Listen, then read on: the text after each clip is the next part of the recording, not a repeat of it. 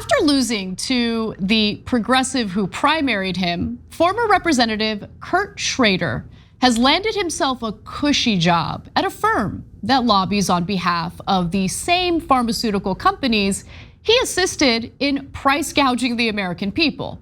That should come as no surprise, considering Schrader took hundreds of thousands of dollars in campaign contributions from Big Pharma during his time in Congress. Surely there's no connection there, right? Now, if you're not familiar with the corrupt former Democratic lawmaker, I can give you a quick rundown. Schrader represented Oregon's 5th district as a Democrat from 2007 to 2020. During his time in Congress, he voted against a bill that would ban assault weapons. He also voted against raising the COVID stimulus checks from $1,400 to $2,000, repeatedly opposed an increase to the federal minimum wage, and even initially opposed the second impeachment of Donald Trump after the January 6th Capitol riots. Perhaps most infamously, Schrader opposed allowing Medicare to negotiate the prices of prescription drugs. I mean, look, it doesn't take a genius to figure out why. The health and pharmaceutical industries donated a staggering amount of money to Schrader during his time as a representative. So let's take a look at that. According to Open Secrets, for instance, the health professionals industry donated more than $972,000 to Schrader. The pharmaceutical and health products industry was also quite generous and bought Schrader having donated more than $742,000 to the lawmaker. Now, after he was called out for opposing the Medicare price negotiation provision back in 2021, the now former congressman gave this pathetic defense of his corruption. He said this: if pharma thinks they're buying a vote, they're getting a bad deal.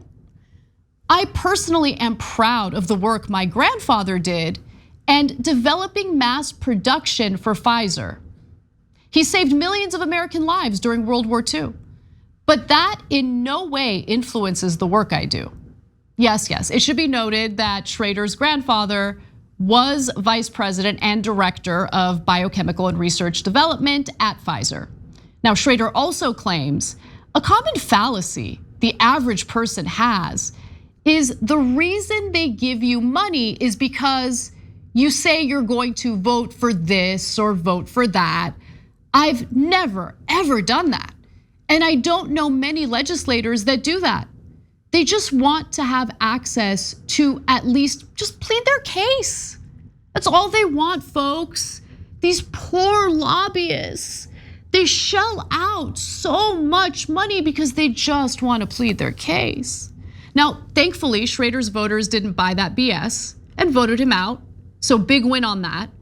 Now, after all, the provision that he opposed was extremely popular. It turns out that if you vote against the will of the people, there are consequences for it, and I love to see it.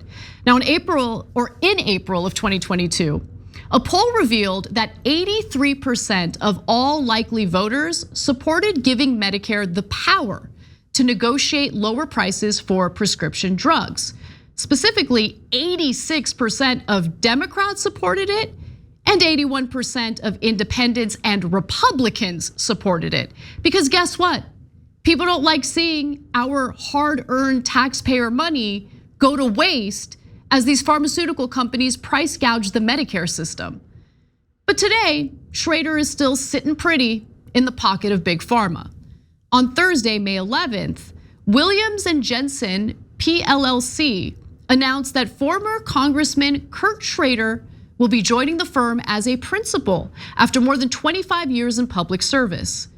Williams and Jensen is a lobbying firm that, according to Li Fang, lobbies on behalf of Pfizer, Eli Lilly, Bayer, Merck, and Amgen. In announcing their new hire, the chair and CEO of Williams and Jensen pretended as though Schrader is a hard worker, saying that Congressman Schrader has a track record of rolling up his sleeves and leading on policy issues. We are delighted to welcome him to the firm, and we know that he will be an invaluable resource to our clients. But remember who he rolled his sleeves up to work hard for.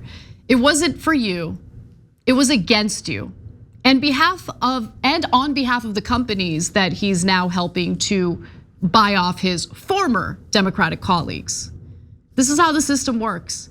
And unless we pass strong regulations and potentially a constitutional amendment to get money out of politics and push for publicly financed elections, we're just gonna have an entire Congress, an entire political system really, that's bought off by corporate interests.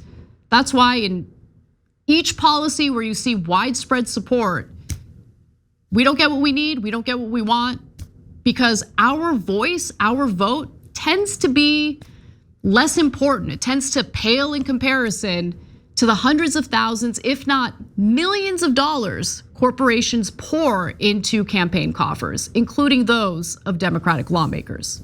Thanks for watching The Young Turks, really appreciate it. Another way to show support is through YouTube memberships. You'll get to interact with us more. There's live chat emojis, badges. You've got emojis of me, Anna, John, JR. So those are super fun. But you also get playback of our exclusive member-only shows and specials right after they air. So all of that, all you gotta do is click that join button right underneath the video. Thank you.